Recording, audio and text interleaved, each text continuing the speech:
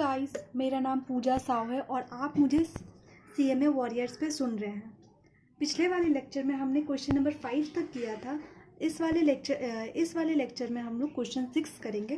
Question 6 में थोड़ा सा हार्ड तो नहीं बोल सकते, बस थोड़ा सा लिटिल बिट ट्रिकी है। आप देखिए क्या इसमें कुछ क्या किया है। क्या बोल रहा है, the standard material cost for 100 kg of chemical D is made up. बोल रहा है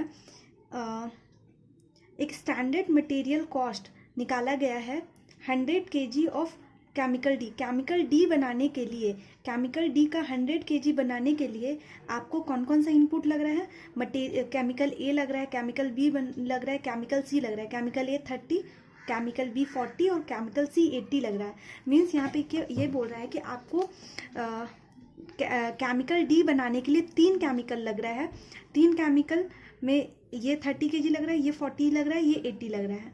ठीक है, इन अ बैच ऑफ 500 kg। ये क्या है? इन अ बैच। यहाँ पे ऊपर क्या था? 100 kg पे था, यहाँ पे 500 kg of chemical D were produced. ये एक्चुअल है, ये एक्चुअल का डेटा दिया है क्योंकि आपका ऊपर स्टैंडर्ड का डेटा दिया हुआ था।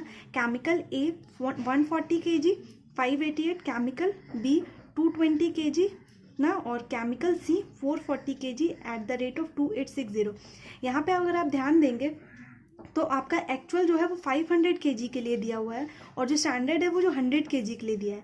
हमेशा हम लोग क्वेश्चन में करते क्या है, जनरली हम लोग क्वेश्चन में जो एक्चुअल जो होता है, जो हमारा स्टैंडर्ड जो होता है उसको एक्चुअल के हिसाब से कन्वर्ट करते हैं। पर इस क्वेश्चन में आपको क्या बोल रहा है, देखिए, how do you yield mix and price of factors contribute to the variance in the actual cost per 100 kg of chemical D over the standard cost। बोल रहा है कि 100 kg पे आपको कन्वर्ट करना है। मीन्स आपको ये एक्चुअल जो डेटा है इसको कन्वर्ट करना है, एक्चुअल मटेरियल को कन्वर्ट करना है, ना कि स्टैंडर्ड को। क्यों? क्योंकि आपको इस पर 100 kg पे मांगा है, इस वजह से। तो अब आते हैं इसका सॉल्यूशन। जब भी हमको एक से ज़्यादा मटेरियल दिया रहेगा, एक से ज़्यादा इनपुट दिया रहता है, तो हम लोग अपना फॉर्मेट फॉलो करते हैं। फॉर्मेट में सबसे पहले अपना क्या लिखते हैं? ऐसे तो हम लोग लिखते हैं हमेशा एक्चुअल का रेट और एक्चुअल का क्वांटिटी लिखते हैं। बट एक्चुअल यहाँ पे क्या करना है आपको? यहाँ पे इसका डेटा को चेंज करना है। आपको स्टैंडर्ड का डेटा तो 100 kg पे, तो इसको चेंज नहीं करना है, तो इसलिए इस बार इसको पहले लिख लेंगे। तो इसको पहले क्या लिख रहे हैं, देखिए, 30, 40, 80 और 4, 5, 6। तो ये आपका ABC स्टैंडर्ड, एक्चुअल जो अपना फॉर्मेट है पुराना वाला, आप तो जानते ही है। तो ये आपका स्टैंडर्ड हो गया 30, 40, 80, 4, 5, 6 और ये आपका निकाल लिए यहाँ पे। ठीक है, अब हम लोग को जो एक्चुअल जो है ये कितने kg पे दिया है? 500 kg पे। अब इसको 100 kg पे कन्वर्ट करेंगे तो 100 kg पे कैसे कन्वर्ट होगा? ये 140 kg जो है, 140 kg जो है ये 500 के लिए है। 140 kg जो है ये 500 के लिए है, तो 100 के लिए अपना कितना हो जाएगा? 28 kg। कैसे निकालना हम लोग? 140 डिवाइडेड बाई 500 मल्टीप्लाई बाय 100। ठीक है, तो आपका ये 28 आ गया। 28 इसी तरह से आपका ये भी निकल जाएगा। ये कैसे निकलेगा? 220 डिवाइडेड बाई 500 kg, तो आपका 1 यूनिट मतलब 1 kg का आपका निकल गया। तो 100 kg का कितना हो जाएगा आपका? यह आ जाएगा 44 kg। 44 kg। देन बी का हो गया 44 kg। सी का भी फिर वैसे ही निकल जाएगा। सी का कैसे निकलेगा? वही 440 divided by 500 multiplied by 100, that is 88 kg। ठीक है, 88 kg निकल गया आपका। रेट अब निकालेंगे। ये जो आपको रेट दिया हुआ है ये आपको कितना दिया हुआ है? 140 kg के लिए दिया हुआ है। तो आपको रेट तो आपका पर kg तो सेम ही होगा, चाहे आप 100 kg से निकाले चाहे आप 500 kg से निकाले। अब देखिए कैसे, 588 डिवाइडेड बाय 140 4.20, तो ये आ गया आपको 4.20।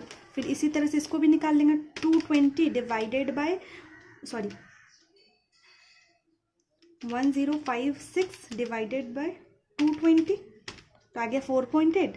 और फिर आप निकालेंगे 2860 divided by 440 kg, that is 6.5। आपका ये आ गया। आप मल्टीप्लाई करेंगे। फिर आपने सोचा था कितना मटेरियल आपको डी बनाने के लिए, मटेरियल ए कितना लगेगा आपको? ए लगेगा 120 kg, आपको लगा कितना 117.6 kg, दैट मीन्स आपका कम लगा, तो ये आपके लिए क्या है, फेवरेबल है, इसलिए यहाँ पे फेवरेबल आ गया। और ये इसका जो डिफरेंस है वो आपका ये आ गया 2.4।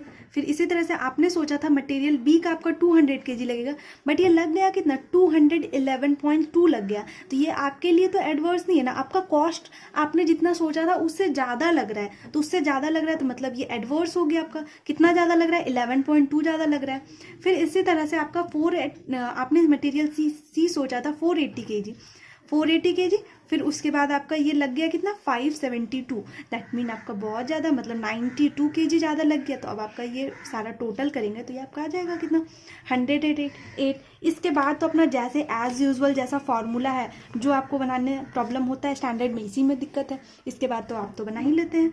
फिर देखिए यूसेज निकालना है तो क्वांटिटी का डिफरेंस ले लिए, फिर उसके स्टैंडर्ड को क्वांटिटी कभी भी मल्टीप्लाई करते तो स्टैंडर्ड से मल्टीप्लाई करते, फिर स्टैंडर्ड क्वांटिटी जो भी अपना डेटा अपना इससे जो फॉर्मेट से लेके स्टैंडर्ड के जगह पे स्टैंडर्ड, एक्चुअल के जगह पे एक्चुअल, और रेट लगा लिए, रेट अपना स्टैंडर्ड रेट 456 और ये निकाल लिए तो आपका आ गया 60।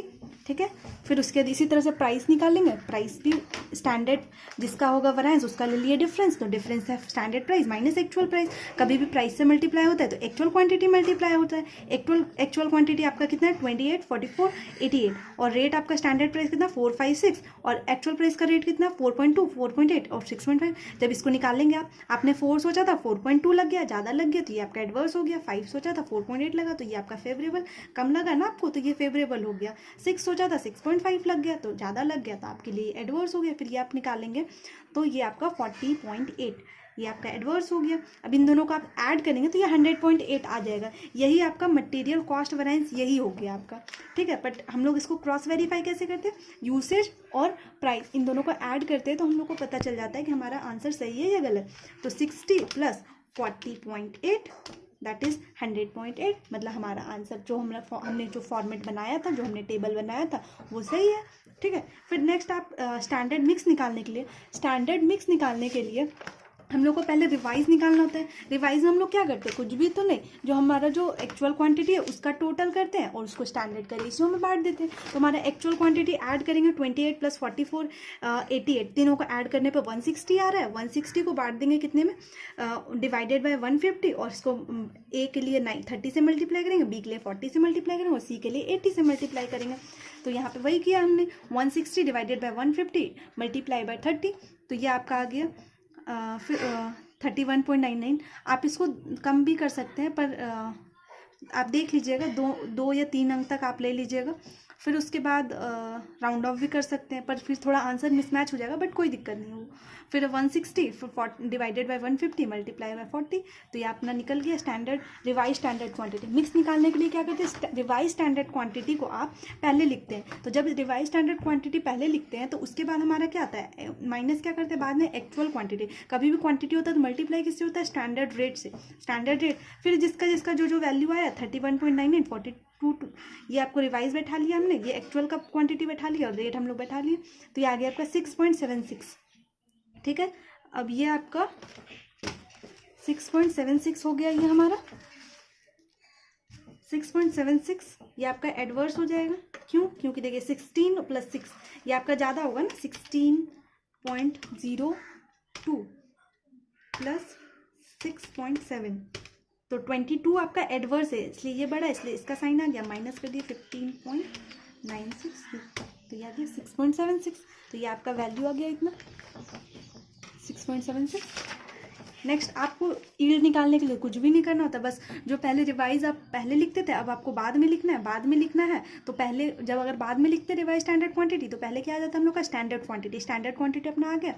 फिर कभी भी क्वांटिटी को मल्टीप्लाई कैसे करते हैं, रेट से, बस आप अपना फिर बैठा दीजिए, स्टैंडर्ड क्वांटिटी 30, 40, 80 था, और ये अपना रिवाइज स्टैंडर्ड क्वांटिटी जो हमने यहाँ पे अभी निकाला था वही वाला यहाँ लिख देना है, स्टैंडर्ड रेट 456 अपना था। इसको करने के बाद आपका इतना आ जाएगा। आप कभी भी यील्ड और मिक्स